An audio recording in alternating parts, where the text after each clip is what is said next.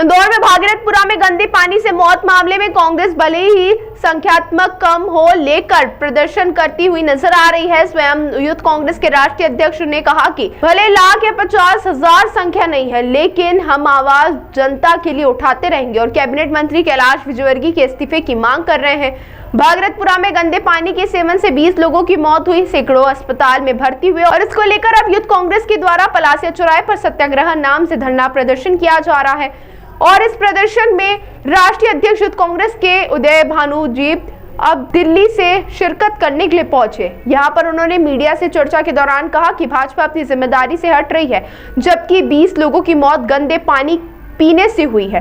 इसमें कैबिनेट मंत्री कैलाश विजयवर्गीय को अपना इस्तीफा देना चाहिए और इसी मांग को लेकर हम यहां पर सत्याग्रह कर रहे हैं। आने वाले समय में हमको भले उग्र आंदोलन करना पड़े, हम वह भी करेंगे। साथ ही संख्यात्मक भले कांग्रेस की संख्या कम हो, लेकिन आवाज तो उठा रहे हैं और इसी आवाज के लिए मैं दिल्ली से आया हूं। पिछले दिनों अस्पताल में चूहा कांड के कारण बच्चों की मौत, कफ सिरस से लोग मर रहे हैं। इसकी लापरवाही है, यह तय करने की आवश्यकता है। इंदौर में 20 से ज्यादा लोगों की जान गई है प्रदूषित पानी के कारण, और ये पहली बार इंदौर में नहीं हुआ।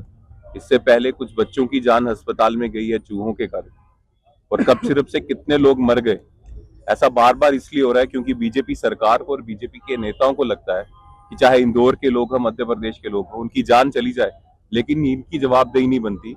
इनका अहंकार, इनका घमंड इतना बड़ा है कि लोगों की जान इनके आगे कुछ नहीं है, ये जवाबदेही देना भी समझते नहीं।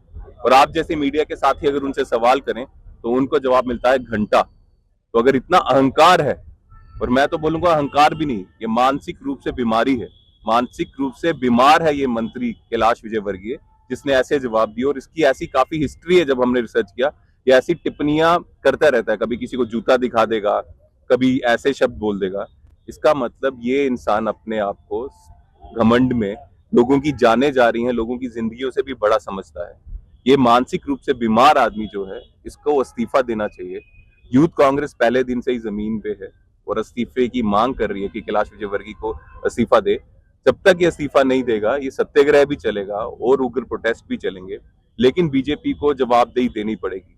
ऐसा नहीं है कि लोगों की जान जा रही है, लोगों के परिवार के मेंबर्स इस दुनिया में नहीं रहे, उन परिवार वालों से पूछो उन पे क्या बीत रही है, और बीजेपी का मंत्री घंटा बोल के उसका जवाब दे दे, तो इतना अंधकार नहीं है।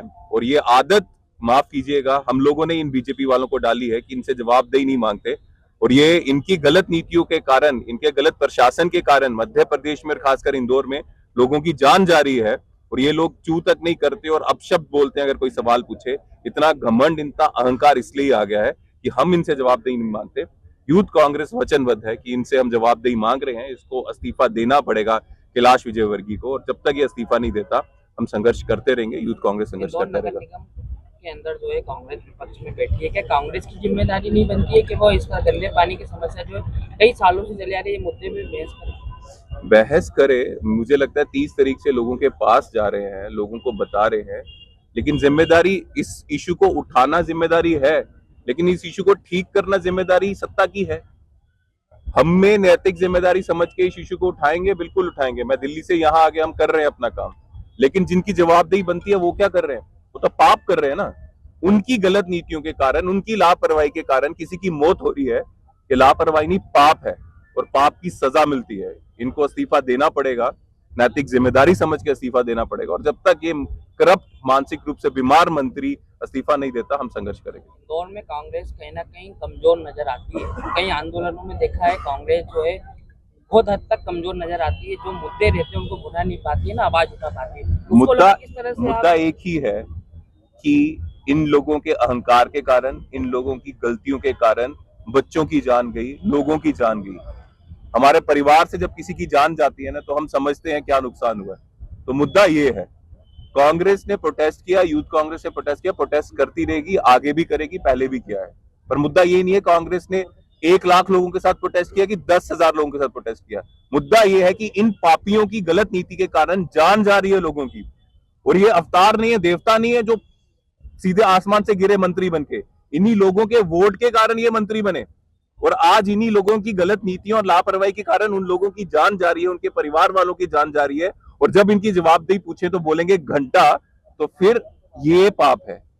कांग्रेस 10,000 से प्रोटेस्ट करेगी, 1 लाख से प्रोटेस्ट करेगी, मुद्दा नहीं है।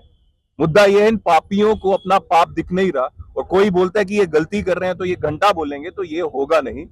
गांधी जी के देश में रहते हैं, और ये अगर अपने आप को बहुत बड़े 30 मार खान समझ रहे हैं या मानसिक रूप से बीमार है, तो मुझे तो लगता है ऐसे व्यक्ति को सड़क में खुला नहीं छोड़ना चाहिए। बीजेपी ने जिसको मंत्री बना दिया, जब तक इसको मंत्री पद से हटाते नहीं, हम संघर्ष करते रहेंगे।